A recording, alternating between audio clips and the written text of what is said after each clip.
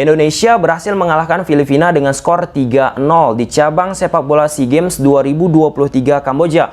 Gol Indonesia dicetak oleh Marcelino Ferdinand di menit 45 plus perpanjangan waktu 1 menit, assist dari Rio Fahmi. Gol kedua Irfan Jauhari di menit 90 plus perpanjangan waktu 1 menit, assist dari Muhammad Taufan. Dan gol ketiga lewat Muhammad Fajar Faturrahman di menit 90 plus perpanjangan waktu 2 menit, assist dari Ilham Rio Fahmi. Kalau kita lihat, kita bedah 3 gol Indonesia ke gawang Filipina di laga pembuka bagi Indonesia di SEA Games 2023 Kamboja ini.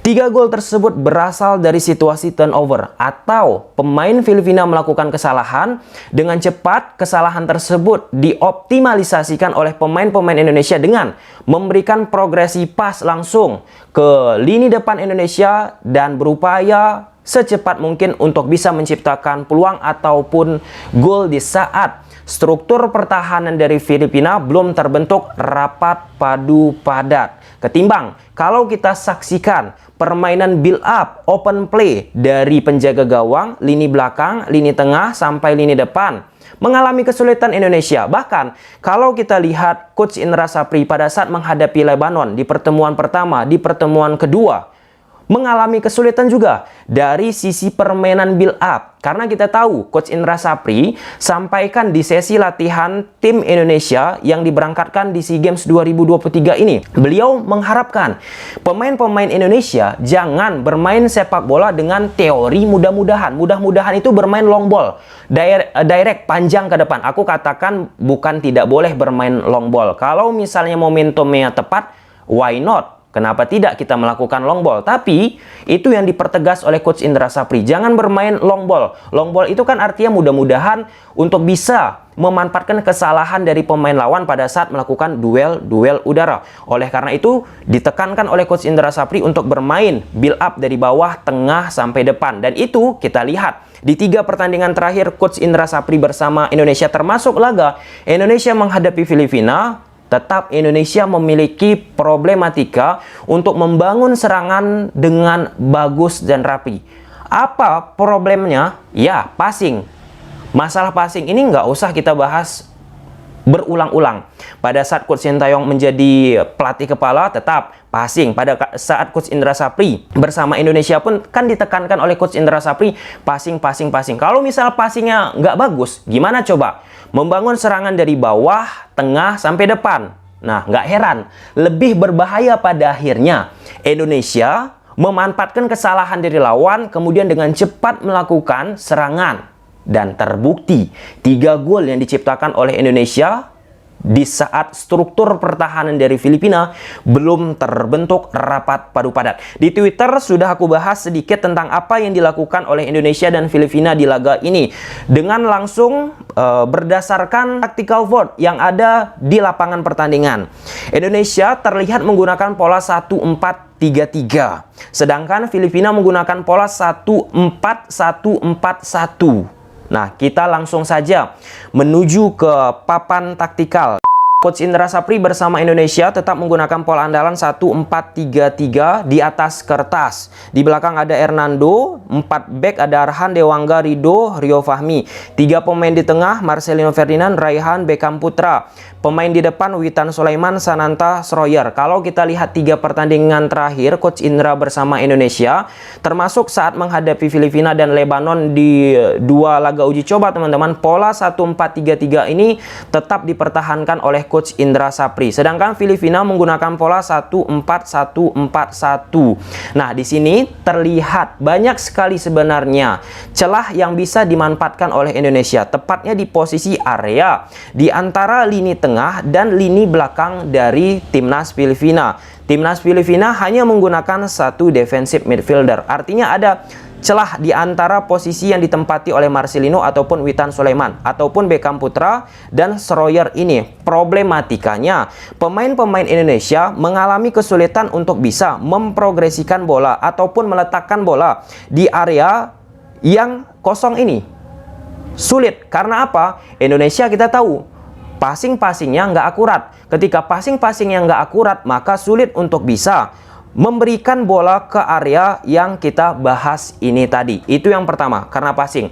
Yang kedua, kita tahu berdasarkan modul Villanesia, kalau misalnya kita ingin membangun serangan yang cantik dari lini belakang, lini tengah sampai lini depan, penting sekali penjaga gawang itu kuat dari sisi penguasaan bola. Kemudian dua center back, Dewangga, Rido, dan pemain nomor 6. Oke, di lini tengah, Raihan pemain nomor 6 sedikit mengalami kesulitan bagi dirinya. Tak heran, akhirnya Marcelino Ferdinand ataupun Beckham Putra teman-teman sering turun ke bawah untuk membantu pergerakan Raihan. Bahkan di babak kedua awal-awal, Raihan dibantu Marcelino yang turun ke belakang. Kemudian pada saat Marcelino turun ke belakang, Raihan bergerak ke depan. Raihan tidak melihat pergerakan Marcelino sehingga salah melakukan komunikasi. Ini tentunya situasi yang baru bagi Ananda Raihan, karena Ananda Raihan bersama PSM Makassar tidak ditempatkan sebagai pemain nomor 6 ataupun defensive midfielder.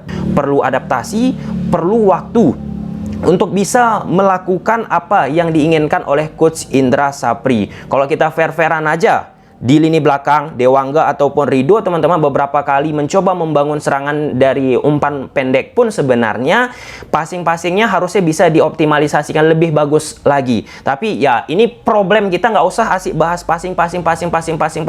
Dari sini pemain-pemain Indonesia kita, kalau kita bicara sepak bola, berbicara tentang bagaimana memanfaatkan ruang yang timbul di antara lini tengah dan lini belakang dari Filipina nggak bisa dioptimalkan oleh Indonesia dengan sangat bagus, sehingga akhirnya Indonesia bermain long pass ke depan, bermain dari sektor sayap dari Schroyer ataupun Witan Sulaiman. Itu pun mentok. Akhirnya opsi yang keempat dilakukan oleh Indonesia, memanfaatkan kesalahan-kesalahan dari saat pemain Filipina mencoba mengamankan bola.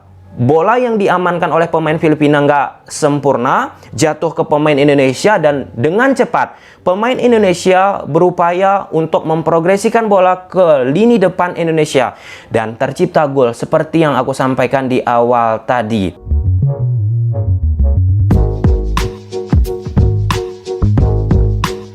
Ada beberapa pemain yang menonjol bagi aku di laga ini. Yang pertama Marcelino Ferdinand tentunya. Ia menjemput bola ke belakang. Ia tahu Ananda Raihan sedikit mengalami kesulitan. Kemudian pada saat menjemput bola ke belakang, ia tetap bergerak ke depan untuk membantu attacking dari timnas Indonesia. Beckham pun ya sebenarnya bisa lebih bagus lagi. Rio Fahmi ini luar biasa. Ia mampu memberikan crossing-crossing ataupun umpan-umpan yang bisa dimanfaatkan oleh pemain depan dari timnas Indonesia. Dan Rio Fahmi ini pun perlu untuk kita lihat ke depannya. Kenapa? Kalau teman-teman sering menonton Persija Jakarta, Rio Fahmi ini sering mengalami kesulitan pada saat menghadapi lawan yang seimbang ataupun yang lebih bagus kualitasnya di area yang dijelajahi oleh Rio Fahmi. Nah, di laga ini Rio Fahmi harus kita akui, lawan yang dihadapi Rio Fahmi nggak begitu eksplosif, nggak begitu bagus. Attacking dari timnas Filipina pun nggak begitu bagus. Long pass yang dilakukan oleh Filipina dan memanfaatkan kesalahan-kesalahan dari timnas Indonesia. Sehingga Rio Fahmi pun lebih enjoy.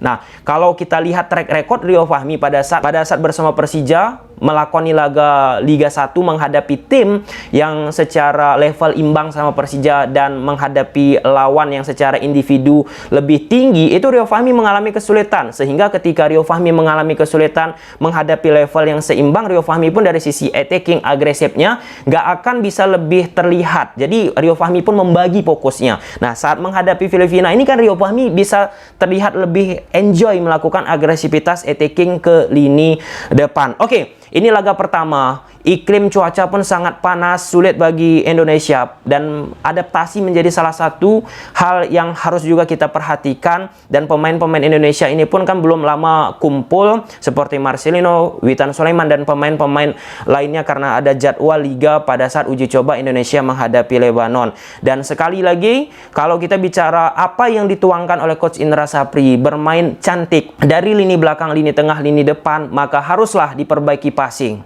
Jika tidak bisa diperbaiki passing secara instan, maka salah satu opsi yang bisa dilakukan oleh Indonesia yang memanfaatkan situasi turnover atau kesalahan-kesalahan seperti apa yang dilakukan oleh Indonesia dengan melesakkan 3 gol ke gawang Filipina. Dan aku yakin Coach Sintayong pun akan menonton laga ini. Apa yang menjadi kekurangan timnas Indonesia. Dan timnas Indonesia dari sisi defense pun ya bagi aku belum begitu kuat ya, belum begitu teruji organisasi defense-nya di saat pemain-pemain Filipina pun attackingnya nggak begitu mumpuni. Sananta, aku bisa membela kenapa Sananta tidak bisa bermain bagus di laga ini. Kita harus berpikir di liga Sananta itu bermain sering banget dengan defense counter, bermain memanfaatkan transisi bersama Bernardo Tavares. Coach Indra Sapri lebih bermain proaktif, menguasai bola. Nah, ketika Coach Indra Sapri bermain proaktif menguasai bola, maka lebih sedikit ruang yang didapat oleh Sananta yang diplot sebagai striker nomor 9 di laga ini. Kalau kita compare pada saat Sananta bersama PSM Makassar, Sananta yang memiliki kecepatan, maka lebih banyak ruang yang bisa ia manfaatkan, yang bisa dieksploitasi oleh Sananta. Itu pada saat Sananta dipanggil oleh Coach Sintayong pun di momen-momen defense counter sangat berbahaya akhirnya Sananta. Nah, Sananta ini akan sangat berbahaya pada akhirnya pada saat Indonesia mungkin saat menghadapi Vietnam ataupun Thailand, menghadapi tim-tim yang secara level setara ataupun lebih tinggi levelnya. Kan Indonesia sering kita lihat pada saat menghadapi tim-tim yang superior lebih cenderung bermain menunggu, memanfaatkan defense counter. Dan gak heran Irfan Jauhari yang memiliki skill individual akhirnya lebih mencolok, lebih bagus permainannya. Fajar Fatur Rahman lebih terlihat permainannya karena salah satu yang dibutuhkan oleh pola 1433 yaitu pemain middle player, pemain jarum yang bisa membongkar pertahanan 1-4-1-4-1 ala Filipina. Bahkan di babak kedua 5 back beberapa kali dilakukan oleh Filipina untuk bisa mengantisipasi serangan dari timnas Indonesia. Oke, mungkin sampai sini aja dulu teman-teman videonya. Semoga teman-teman suka video ini. Dan silahkan tulis di kolom komentar apa pendapat teman-teman. Bye.